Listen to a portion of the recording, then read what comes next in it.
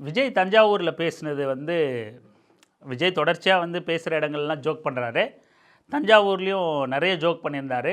அவர் இருக்கிறதுலே தஞ்சாவூரில் தான் அதிக நேரம் பேசியிருந்தார். கிட்டத்தட்ட ஒரு அரை மணி நேரம் அந்த வண்டி மேலே நின்றுட்டு இருந்தார்னு சொல்லலாம். அப்படி அவர் அந்த அரை மணி நேரத்துக்கும் நாம் ஒவ்வொரு வரிக்கும் பேசணுன்னா பதில் பேசலாம். பட் நாம் எல்லாரும் எடுத்து போட்டு அடிச்சுக்கிட்டு இருக்காங்க விஜயை. நாம் பேசி பதில் கொடுக்கணுன்ற அளவுக்கு விஜய்க்கு ஸ்பேஸே இல்லாத அளவுக்கு நிறைய பேர் போட்டு தாக்கிட்டு இருக்காங்க. ஆனால் குறிப்பிட்டு ஒரு 2-3 விஷயத்துக்கு பதில் சொல்லணும் அப்படின்னு நம்ம நினைக்கிறோம். எல்லோரும் பேசினாலும் கூட ஒரு 2-3 விஷயத்தை நம்ம கண்டிப்பாக பேசணும் அப்படின்னு நினைக்கிறோம். அதில் மொதல் விஷயம் என்ன அப்படின்னா, உறுதிமொழி எடுக்கிறது. உறுதிமொழி எடுக்கிறது ரொம்ப பெரிய ஜோக்காக பண்ணிகிட்ருக்காரு விஜய். அதாவது ஒரு பொதுக்கூட்டத்தில், மாநாட்டில் அத்தனை லட்சம் பேர் இருக்கிறதுல சாத்தியம் இல்லைன்னு வச்சுக்கிட்டாலும் கூட, அப்படி ஜென்ரலாக ஒரு பொதுமக்கள் நிற்கிற இடங்களில், கட்சி சாராத நபர்கள் நிற்கிற இடங்களில் இந்த மாதிரி ஆட்சி மாற்றத்தை நாங்கள் கொண்டு வர போகிறோம், டிவிகேக்கு தான் ஓட்டு போட போகிறோம் அப்படின்னு சொல்லிட்டு இப்படி ஹிட்லர் மாதிரி கையை நீட்டிக்கிட்டு நீங்கள் உறுதிமொழியை கேட்கலாம். அது ஒரு வாக்கு சேகரிப்பு முறையாக கூட, யுக்தியாக கூட நீங்கள் கையாளலான்னு வச்சுங்களேன். ஆனால் இவர் என்ன பண்ணுறாரு, வேலூரில் நடந்த நிர்வாகிகள் சந்திப்புலையும் சரி, தஞ்சாவூரில் நடந்ததும் நிர்வாகிகள் சந்திப்பு, இப்படி கட்சி நிர்வாகிகள் சந்திப்பில் கட்சிக்காரங்களாக இருக்கிற நீங்களாவது டிவிகேக்கு ஓட்டு போட்டுருவீங்களாப்பா, உங்களையே நம்ப முடியலப்பா என்னால் அப்படின்ற மாதிரி இவனுங்களையே நம்ப முடியல. எல்லாம் ஃபோட்டோ எடுக்கிறதுல தான் குறியாக இருக்கானுங்களே தவிர ஓட்டு போடுவானுங்களான்னு இவனுங்களையே நம்ப முடியல அப்படிங்கிற சந்தேகம் வலுவாக விஜய்க்கு இருக்கிறதுனால தொடர்ச்சியாக தான் கட்சிக்காரங்கக்கிட்டே கையை நீட்டி உறுதிமொழி வாங்கிக்கிட்டு இருக்காப்புல விஜய். நீங்கள் எல்லாரும் எனக்கு இன்னொரு உறுதிமொழியை ஒன்று கொடுக்கணும்.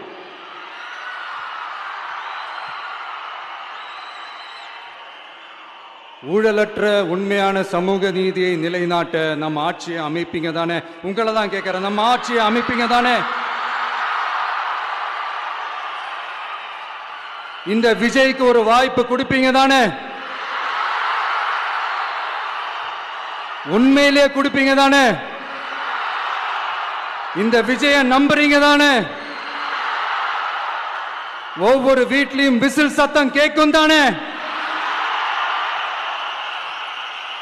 அந்த விசில் சத்தம் ஒவ்வொரு பூத்திலையும் புயலா ஒலிக்கும் தானே? Thank you thank you thank you. இது மிகப்பெரிய அதாவது ஜோக் ஆஃப் த இயர் அப்படிங்கிற மாதிரி, ஜோக் ஆஃப் த டிவிகே அப்படின்னு சொல்லலாம். ஹிஸ்ட்ரியிலே தொடர்ச்சியாக இந்த ஜோக்கை பண்ணிக்கிட்டு இருக்காரு. இது ஒரு விஷயம். ரெண்டாவது விவசாயி, இந்த விவசாயி பிரச்சனையை பேசினார்.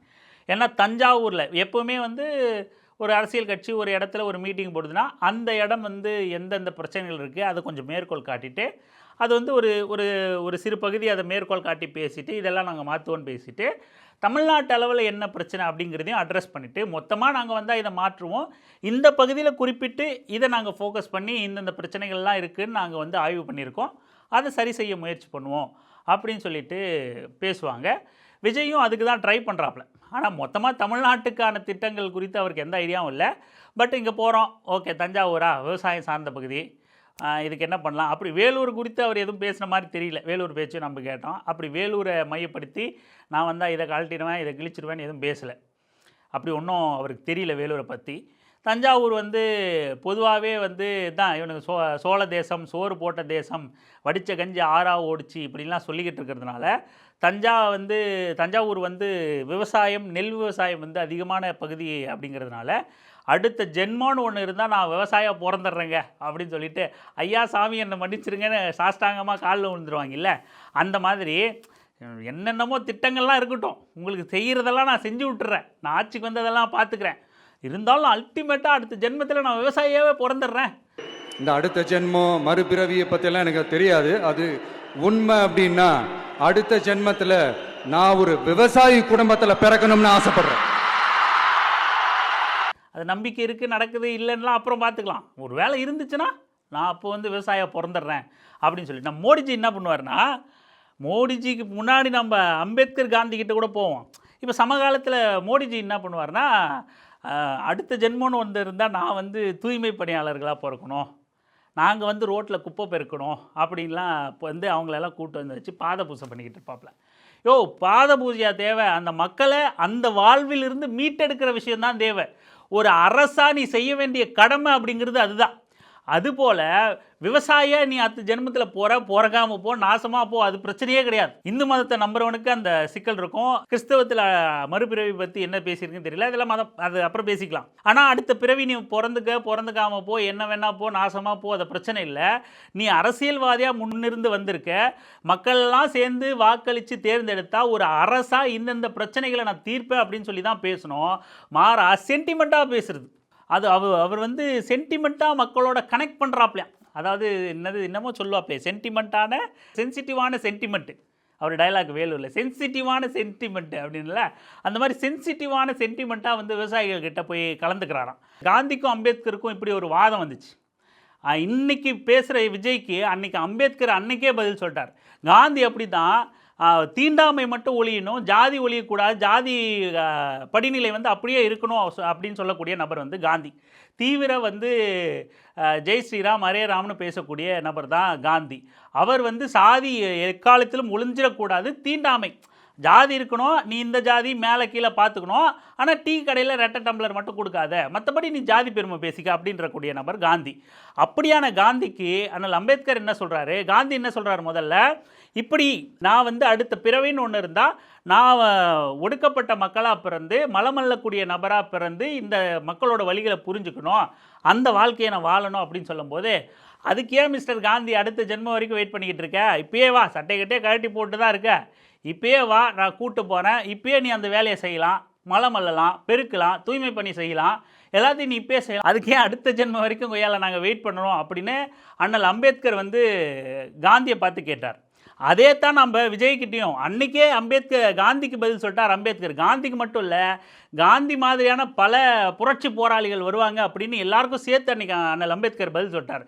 இன்றைக்கி விஜய்க்கும் அம்பேத்கரோட பதிலை தான் சொல்கிறோம். நீ ஏன் அடுத்த ஜென்மம் வரைக்கும் நீ நொட்டிகிட்டு இருக்கணும், நீ பிறக்கிற வரைக்கும் நாங்கள் நொட்டிக்கிட்டு இருக்கணும், இப்போவே வா, கழட்டி போட்டு கோவணம் கட்டிக்கிட்டு வா, விவசாயம் பண்ணு, உன்னை யார் தடுத்தா? விவசாய மக்கள் அதிகம் வாழ்கிற பகுதியில் வந்தால் நீ அடுத்த ஜென்மத்தில் விவசாய பிறப்ப. மீனவர்கள் பக்கம் கடலோர பகுதிகளுக்கு போனால், நாகப்பட்டினம் மாதிரியான இடத்துக்கு போனேன்னாக்கா நீ அடுத்த ஜென்மத்தில் மீனவனாக பிறக்கணும்னு சொல்லுவேன். இன்னும் வேறு பக்கம் போனேன்னா, இந்த தேயிலை தொழிலாளிகள் பக்கம் போனேன் அப்படின்னா, திருநெல்வேலி பக்கம் மாஞ்சோலை தொழிலாளர்கள் பக்கம் போனேன்னா, நான் வந்து அடுத்த ஜென்மத்தில் தேயிலை பறிக்கிற தொழிலாளியாக பிறக்கணும் அப்படிம்பேன். அப்புறம் அதே திருநெல்வேலிக்கு கொஞ்சம் அந்த பக்கம் போனால், மாரி செல்வராஜ் ஏரியாவுக்கு போனால், அடுத்த ஜென்மம்னு ஒன்று இருந்தால் நான் வாழையை தூக்கி வளர்கிற ஒரு பையனாக பிறக்கணும் அப்படிம்பேன். இதெல்லாம் நாங்கள் கேட்டுக்கிட்டு கேன பையன் மாதிரி உட்காந்துக்கிட்டு இருக்கணுமா? ஒய்யால் நீ வேணும்னா இப்போவே இறங்கி விவசாயம் பண்ணு, இப்போவே இறங்கி தேயிலை பறிக்கிற வேலையை செய்ய, இப்போவே இறங்கி மலமல்ற வேலையை செய்ய, சாக்கடை எள்ளு, தூய்மை பணி செய்ய, இப்போவே வா, இரு, உனக்கு என்ன தடை இருக்குது? அதுக்கு ஏன் நீ பிறந்து வரணும்? பெரிய பருப்பு மாதிரி பிறந்து வந்தால் தான் அதை செய்ய முடியுமா என்ன? இப்போ நினச்சாலும் அது தொழில் தானே, மாற்றிக்கலாம் தானே, போய் இறங்கி செய்ய. மீனவனாக மாறி நீயும் போய் கடலில் கப்பலை வாங்கி போடு. நீ உங்கள்கிட்ட இருக்கிற காசை ஒரு 10 போட்டை வாங்கி விட்டுட்டு நான் இனிமேல் வாழ்க்கையை தேடி போகிறேன்பா. மீனவர்களுக்கு பிரச்சனை இருக்குது, இலங்கை அரசாங்கம் கைது பண்ணுது, அவங்களோட வழிகளை நான் புரிஞ்சுக்கணும், அவங்க எப்படி கொல்லப்படுறாங்க, எப்படி கைது செய்யப்படுறாங்க, எப்படி தாக்குதல்களுக்குள்ளாகிறாங்க, அவங்களோட சொத்துக்கள் படகுகள் எப்படி பறிமுதல் செய்யப்படுதுன்னு தெரிஞ்சுக்கணும். அதனால் 10 போட்டை வாங்கி விட போகிறேன், இன்னிலேருந்து நான் மீனவனாக மாற போகிறேன், கடலுக்கு போக போகிறேன் அப்படின்னு சொல்லிட்டு போயேன். வெங்காயம் உட்காந்துக்கிட்டு இப்போ தான் இவர் சென்டிமெண்ட் பேசிக்கிட்டு இருப்பார். இவர் அடுத்த ஜென்மத்துக்கு இவர் இப்போ இன்னும் 40-50 வருஷம் வாழ்ந்துட்டு 100 வயசு வரையும் வாழ்ந்து செத்து போன பிறகு இவர் எப்போ பிறந்து வருவாருன்னு நாங்கள் உட்காந்து பார்த்துக்கிட்டு இருக்கணும். இவர் வந்து விவசாயத்தை நொட்டுறாரா, மலமல்ல வேலையை செய்கிறாரா, மீனவராக மாறுறாரா அப்படின்னு சொல்லிட்டு நாங்கள் உட்காந்து பார்த்துக்கிட்டு இருக்கணும். இவர் வந்து பேசிக்கிட்டு இருப்பார், நாங்கள் உட்காந்து கேட்டுக்கிட்டு இருக்கணும். வெயிட் பண்ணி இவர் தான் விஜய் அப்படின்னு சொல்லிட்டு வந்தாய் ஐயா வந்தாய் ஐயான்னு பாட்டு பாடிக்கிட்டு இருக்கணும். இவர் தூக்கிட்டு பாகுபலி மாதிரி வச்சுக்கிட்டு, பிறந்துட்டாண்டா விஜய், வந்துட்டாண்டா அந்த தடவை விவசாயம் பண்ண, பிறந்துட்டாண்டா விஜய், வந்துட்டாண்டா அந்த தடவை மலமல்ல போக அப்படின்னு உட்காந்து பார்த்துக்கிட்டு இருக்கணுமா? குறிப்பு எழுதி வச்சுக்கிட்டு இருக்கணும். சீமானுக்கு இருக்கு பையன் சாப்பிட்டதை குறிப்பு எழுதுனான்னு சொன்னால் இவன் எத்தனை தடவை பிறக்கிறான்னு உட்காந்து நாங்கள் குறிப்பு எழுதிக்கிட்டு இருக்கணும். ஏன் கேன பையன் மாதிரி பேசிக்கிட்டு இருக்கு? அரசியல் தலைவனாக பேசணும்ல. விஜயை விட நம்ம ஒரு அரசியல்வாதிகளே மேல். அவங்க அடுத்த ஜென்ம வரையெல்லாம் வெயிட் பண்ணணும்னு நினைக்கிறது கிடையாது. எலெக்ஷன் வந்துச்சா உடனடியே பரோட்டா போடுற நபராக மாறிடுறாங்க. பரோட்டா கடையில் பரோட்டா போட ஆரம்பிச்சிட்ருக்காங்க, துணி துவைச்சிட்டு இருந்தால் போய் துணி துவைக்க ஆரம்பிச்சிடுறாங்க, ரோட்டில் தூய்மை பணி செஞ்சுக்கிட்டு இருந்தால் தொடர்ந்து வாங்கி அவங்களும் பெருக்க ஆரம்பிச்சிடுறாங்க. நாங்கள் பிறந்து வருவோமான்னு எங்களுக்கு தெரியல, ஒரு நாளாவது ஒரு மணி நேரமாவது ஒரு நிமிடமாவது இதை நாங்கள் செஞ்சு பார்த்துட்றோம் அப்படின்னு கேமராக்கு செய்கிறாங்க, வாக்கு வாங்க செய்கிறாங்கன்னாலும் விஜய் மாதிரி ஃப்ராடுத்தனம் பண்ணாமல், விஜய் எத்தனை தடவை பிறக்கிறான்னு குறிப்பெடுக்க சொல்லாமல், அவங்கெல்லாம் எத்தனை தடவை பிறக்கிறாங்கன்னு விஜய் மாதிரி குறிப்பெடுக்க சொல்லாமல், அப்பப்போவே அந்தந்த தொழிலாளியாக இளநி வெட்டுறவரா, பரோட்டா போடுறவரா, வடகடை போடுறவரா, சலவை செய்கிறவரா, எல்லா வேலையும் அவங்க செஞ்சு பார்த்துடுறாங்கல்ல. விஜய்க்கு 100 மடங்கு மன்சூர் அலிகான் மாதிரியான நபர்கள் எவ்வளோ மேல். அவரும் கூட போய் பரோட்டா போட்டுக்கிட்டு இருந்தார். இவங்க எவ்வளோ மேல். விஜய் மாதிரியான ஃப்ராடுகள் வந்து நம்மகிட்ட ஏமாற்ற பார்க்குறத விட. இப்போ அடுத்த விஷயத்துக்கு வருவோம். ஸ்டாலின் சார் வாய்ப்பே இல்லை சார். 2 முறை நீங்கள் தொடர்ச்சியாக கட்சி வந்து ஆளுங்கட்சியாக வந்ததே. அடுத்ததும் நாங்கள் தான் அப்படின்னு சிஎம் சார் சொல்லுவாங்க. அதெல்லாம் நடக்கவே நடக்காது. 2வது முறை வந்ததெல்லாம் சரித்திரமே கிடையாது. இந்த சைனாவில் கிரேட் வால் ஆஃப் சைனா கேள்விப்பட்டிருப்பீங்க. அதோடைய நீளத்தை விட பெரிய டாஸ்க் இது. ஆனானப்பட்ட அவங்க அப்பாவாலே முடியல. வாய்ப்பே இல்லை. உங்கள் அப்பா வேலை முடியல, நீங்கள் தான் பெரிய அப்பா டாக்கரா, உன்னால் முடியாது அப்படிங்கிற மீனிங்கில் நாம் பேசலை, நம்ம விஜய் சார் பேசுகிறார்.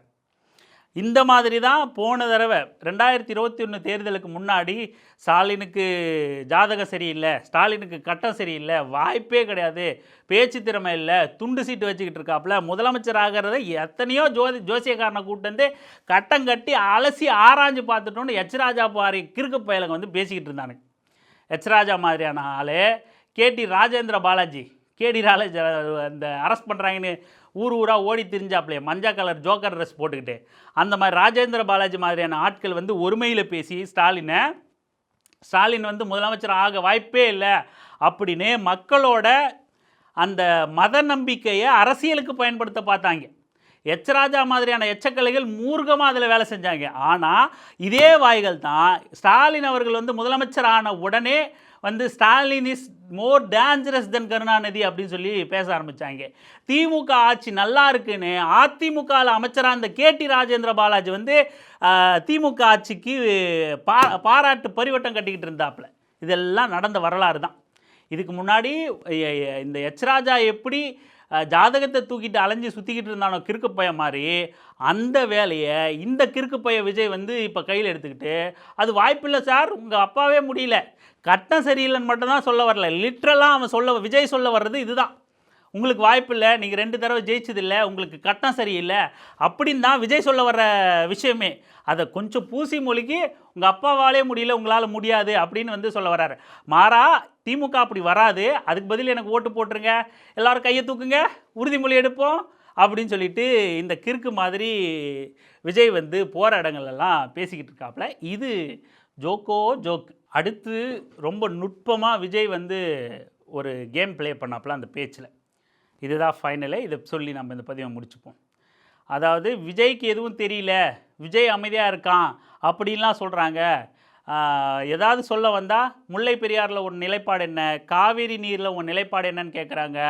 அவங்க எனக்கு ஒன்றும் தெரியாதவனா இல்லை, ஆர்ஓவி ரிமோட்லி ஆப்ரேட்டட் வெஹிக்கிள் அப்படின்னு அது கூட நம்மள தான் அதனோட எக்ஸ்பென்ஷன் சொல்கிறோம். ஆர்ஓவி மூலமாக தண்ணிக்குள்ளே மெஷினை விட்டு ரோபோட்டை விட்டு அணையோட உறுதித்தன்மையை தெரிஞ்சுக்கிற மிஷின்லாம் இருக்குன்னு எனக்கு தெரியும், அந்தளவுக்கு எனக்கு நாலேஜ் இருக்குது. காவிரி பிரச்சனையில் உன் கருத்து என்ன, முல்லை பெரியார் பிரச்சனையில் உன் கருத்து என்ன, இப்படிலாம் அதெல்லாம் பற்றி உனக்கு என்ன தெரியுமா அப்படின்னு கேட்க ஆரம்பிச்சிருவாங்க. ஐயா உலக மகா மேதைகளே, ஆர்ஓவி ரிமோட்லி ஆப்ரேட்டட் வெஹிக்கிள், அதை வச்சு தண்ணிக்குள்ளேயே போய் அணைகளோட உறுதித்தன்மையை ஆராய்ச்சி பார்க்குற வரைக்கும் நான் எல்லாம் தெரிஞ்சு தான் வச்சுருக்கிறேன். அதனால் நான் அமைதியாக இருக்கேன்னு எனக்கு ஒன்றும் தெரியாதுன்னு நினச்சிடாதீங்க சார், கேனப்பையன் நினச்சிடாதீங்க சார், முட்டா பையன் நினச்சிடாதீங்க சார், முட்டா பீஸுன்னு நினச்சிடாதீங்க சார் அப்படின்னு சொல்ல வர்றார். ஆனால் கேள்வியை எப்படி விஜய் கடந்து போனார் அப்படிங்கிறத நீங்கள் ரொம்ப நுட்பமாக கவனிக்கணும். அவருக்கு கேட்டுக்கிற கேள்வி, நம்ம ஏதாவது சொல்ல வந்தோம்னா முல்லை பெரியாரில் உன்னோட நிலைப்பாடு என்ன, காவிரியில் உன்னோட நிலைப்பாடு என்னன்னு கேட்குறாங்க, எனக்கு ஒன்றும் தெரியாது இல்லை அப்படின்னு டெக்னாலஜிக்கு போயிட்டாப்புல. ஏயா என்ன டெக்னாலஜி இருக்குது, என்ன அறிவியல் கண்டுபிடிப்பு இருக்குது அப்படிங்கிறதான் யாரும் உன்னை கேட்கல. ஒரு அரசியல் அரசியலாக உரிமை சார்ந்த விஷயங்களில் உன்னோட நிலைப்பாடு என்ன அப்படிங்கிறதான் கேள்வி. நீ நேக்கா முல்லை பெரியாரோட நிலைப்பாடு என்ன, காவிரி நிலைப்பாடு என்னன்னு கேட்டால் எனக்கு ஆர்ஓவி டெக்னாலஜி தெரியும்னு நம்மளை கேனப்பையன் ஆக்க பார்க்குறான் இந்த கிறுக்கு பையன். ஆனால் உண்மையிலேயே அந்த கிறுக்கு பைய சொல்ல வேண்டியது என்ன அப்படின்னா, முல்லை பெரியாரா கேரளா அரசு தமிழர்களுக்கு எதிரான நிலைப்பாடு எடுத்தா நான் தமிழ்நாட்டின் உரிமை சார்ந்த தமிழ் மக்களின் உரிமை சார்ந்து நான் தமிழ் மக்கள் பக்கம் நிற்கிறேன் அப்படின்னு பேசணும். காவிரி பிரச்சனையா, கர்நாடகா இந்த மாதிரி தமிழர்களுக்கு துரோகம் அளித்தால் கர்நாடகாவை எதிர்த்து தமிழ் மக்களின் உரிமைக்காக தமிழ் மக்கள் பக்கம் நிற்கிறேன்னு பேசணும். மாறா இந்த கிறுக்கு பைய கர்நாடகாவில் இருக்கிற ரசிகர்களையும் பகச்சிக்க கூடாது, அங்கேயும் நாம் இப்போ கடையை சாத்திட்டு நம்ம தோத்துப்பிட்டு போனோம்னா படம் ஓடணும், கேரளாவிலையும் நம்ம படம் ஓடணும், எல்லா இடத்துலையும் நம்ம ரசிகர்கள் இருக்காங்க. காங்கிரஸ் கிட்ட இவ்வளோ இழுபறி ஏற்பட்டு காங்கிரஸும் இவங்களும் கூட்டு சதி பேசினதே, இதுக்கு அடுத்த தேசிய அரசியலில் தென் மாவட்டங்களில் விஜயை வச்சு ஒரு ஒருங்கிணைவு செய்யலாம் அப்படிங்கிற திட்டம் தான் அவங்க கிட்ட இருந்துச்சு. கேரளாவிலையும் விஜய் ரசிகர்கள் ஜாஸ்தி, கர்நாடகாவிலையும் விஜய்க்கு ரசிகர்கள் இருக்காங்க, அதை வச்சு காங்கிரஸும் விஜயும் சேர்ந்து ஒரு அரசியல் பண்ணலாம் அப்படிங்கிற திட்டம் இருந்துச்சு.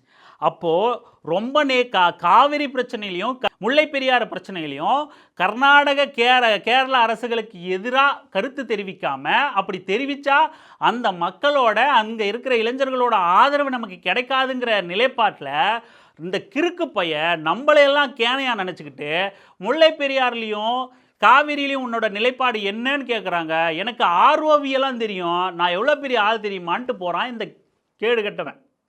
நீ பதில் சொல்ல வேண்டியது உன் நிலைப்பாடு, உரிமை சார்ந்த விஷயத்தில் உன் நிலைப்பாடு என்னன்னு, தமிழ்நாட்டோட உரிமையில் நீ யார் பக்கம் நிற்கிறேங்கிறது. எங்களை அவ்வளோ முட்டாளாவா நினச்சிக்கிட்டு இருக்க நீ தமிழ் மக்களை? உனக்கு ஆர்ஓவி நொட்டு தான்லாம் எங்களுக்கு அவசியம் கிடையாது. எல்லாருக்கும் எல்லா டெக்னாலஜியும் தெரிஞ்சிருக்கணும்னு அவசியம் இல்லை. ஆட்சி பண்ணுற, ஆளுமை பண்ணுற, முடிவெடுக்கிற, உரிமை சார்ந்த விஷயங்களில் எந்த நிலைப்பாட்டில் இருக்குங்கிறது தெரிஞ்சால் போதும். டெக்னாலஜி எல்லாம் ஐஏஎஸ் அதிகாரிகள் எல்லாரும் பார்த்துப்பாங்க. அதுக்கான ஆட்களை நியமித்தா அவங்க அதெல்லாம் செஞ்சுப்பாங்க. விஜய்க்கு ஒன்றும் தெரியணும்னு அவசியம் இல்லை. விஜய்க்கு தெரிய வேண்டியது மாநில உரிமை, மாநில சுயாட்சி, எந்த மக்கள் பாதிக்கப்படுறாங்களோ அவங்க பக்கம் நிற்கணுங்கிற அறிவு, பகுத்தறிவு. அதை சொல்கிறான் என்ன அப்படின்னா, இவர் கடந்து போகிறாராம், இவர் ஆர்ஓவி தெரியுமா, இவருக்கு நொட்டு வாரான் இவர் ஆர்ஓவி. இப்படி இது கவனிக்கப்படாமல் விஜய் மெச்சூராக பேசிட்டாரு, விஜய்க்கு நிறைய விஷயம் தெரியுதுப்பா, ரொம்ப நேரம் பேசிட்டார் இந்த கூட்டத்தை, முன்னையோட இப்போ பரவாயில்ல அப்படின்லாம் சில முட்டி தேஞ்சு போய் முட்டு கொடுத்துக்கிட்டு இருக்கானுங்க கிறுக்கு பசங்க. ஆனால் இந்த கேனப்பைய ரொம்ப நேக்காக உரிமை சார்ந்த விஷயங்களில் மக்களை முட்டாளாக்கி நகர்ந்துக்கிட்டே இருக்கான். பாஜகவோட நிலைப்பாட்டில் நகர்ந்துக்கிட்டு இருக்கான். டெல்லி அதிகாரம் இருக்கும் காங்கிரஸோ பாஜகவோ தமிழர்கள் மீது என்ன பார்வை வச்சுருக்கோ அதே பார்வையில் இந்த கிறுக்கு பையனும் நகர்ந்து போகிறான். நாம் எச்சரிக்கையாக இருக்கணும். நம்ம இளைஞர்களை ரொம்ப நேக்காக நம்ம விரலை வச்சே நம்ம கண்ணை குத்த வைக்கிற வேலையில் இந்த தற்கொலை விஜய் ஈடுபட்டுக்கிட்டு இருக்கான் அப்படிங்கிறதுல எல்முனையளவும் சந்தேகம் இல்லை அப்படிங்கிறத நாம் இங்கே பதிவு பண்ணியே ஆகணும்னு நினச்சோம். அதுக்காக தான் இந்த பதிவு. நன்றி.